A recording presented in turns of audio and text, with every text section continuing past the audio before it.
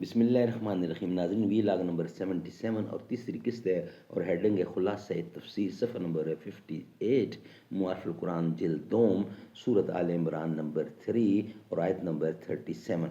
ناظرین، قرآن کریم کا ترجمہ، تشریح اور تفسیر اور تلاوت کلام پاک ہم آپ کے سامنے رکھ رہے ہیں.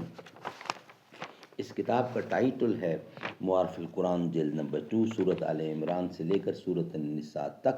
پارہ نمبر 3 رکوع نمبر 9 سے پارہ نمبر 6 اور رکوع نمبر ہے 4. ناظرین، رائٹر ہیں اس کتاب کے حضرت مولانا مفتی محمد شفیع صاحب عثمانی رحمۃ اللہ علیہ، جو کہ مفتی اعظم پاکستان ہیں. نحمدہ ونصلی علی رسولہ الکریم. بسم اللہ الرحمن الرحیم. قال النبی صلی اللہ علیہ وسلم: خیرکم من تعلم القرآن وعلمہ. بہترین لوگ وہ ہیں جو خود بھی قرآن پڑھیں، دوسروں کو پڑھائیں، سکھائیں اور لکھائیں.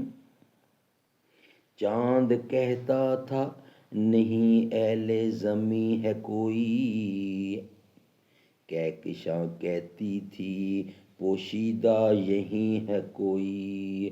کچھ جو سمجھا میرے شکوے کو تو رضواں سمجھا، مجھے جنت سے نکالا ہوا انسان سمجھا.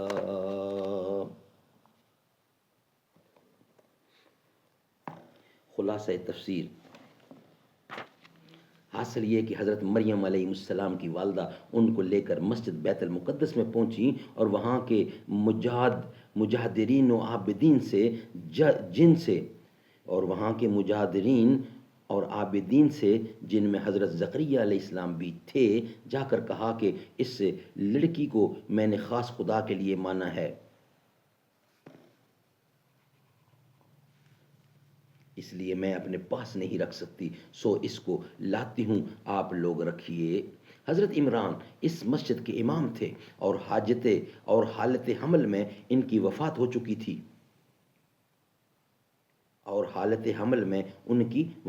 چکی تھی، ورنہ سب سے زیادہ مستحق ان کے لینے کے وہ تھے. لڑکی کے باپ بھی تھے اور مسجد بیت المقدس کے امام بھی، اس لیے بیت المقدس کے مجاہدین و عابدین میں سے ہر شخص ان کو لینے اور پالنے کی خواہش رکھتا تھا. حضرت زکریا علیہ السلام نے اپنی ترجیح کی یہ وجہ بیان فرمائی کہ میرے گھر میں ان کی خالہ ہیں، اور وہ بمنزلہ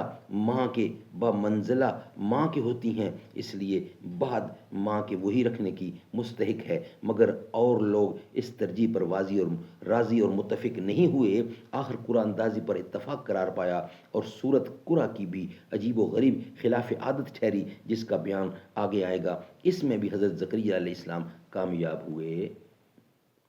چنانچہ حضرت مریم ان کو مل گئیں، اور انہوں نے بعض روایات کے مطابق ایک انا کو نوکر رکھ کر دودھ پلوایا، اور بعض روایات میں ہے کہ دودھ پینے کی ان کو حاجت ہی نہیں ہوئی، غرض وہ خود اٹھنے بیٹھنے لگیں. ان کو مسجد کے متعلق ایک عمدہ مکان میں لا کر رکھا. جب کہیں جاتے اس کو قفل لگا کر تالا لگا کر جاتے، پھر آ کر کھول لیتے. اسی قصے کا ذکر مختصر آگے آتا ہے. یعنی پس ان مریم علیہ السلام کو ان کے رب نے بطریق احسن قبول فرما لیا، اور عمدہ طور پر ان کو نشو و نما دیا، اور حضرت زکریا علیہ السلام کو ان کا سرپرست بنایا. جب کبھی حضرت زکریا علیہ السلام ان کے پاس اسی عمدہ مکان میں جس میں ان کو رکھا تھا تشریف لاتے، تو ان کے پاس کچھ کھانے پینے کی چیزیں پاتے، اور یوں فرماتے کہ اے مریم، یہ چیزیں تمہارے پاس کہاں سے آئیں؟ جبکہ مکان مقفل ہے، تالا لگا ہوا ہے، بند ہے، باہر سے کسی کے آنے جانے کی اجازت نہیں، باہر سے کسی کے آنے جانے کا امکان نہیں. وہ کہتی ہیں کہ اللہ تعالیٰ کے پاس جو خزانہ غیب ہے اس میں سے آئیں. بے شک اللہ تعالیٰ جس کو چاہتے ہیں بے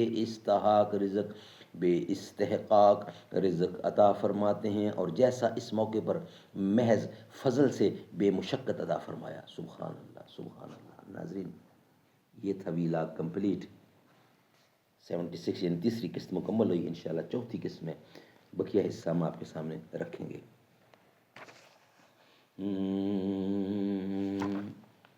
جو کام مجھے کرنے ہیں کرنے نہیں دیتے، حالات مجھے غم سے نکلنے نہیں دیتے۔ سچ ہے کہ وہی لوگ میرے جان دشمن ہیں، جو لوگ مجھے جان سے گزرنے نہیں دیتے۔ کم ظرف ہیں وہ جام چھلک جاتے ہیں، جن سے ہم اپنا بھرا دل بھی چھلکنے نہیں دیتے۔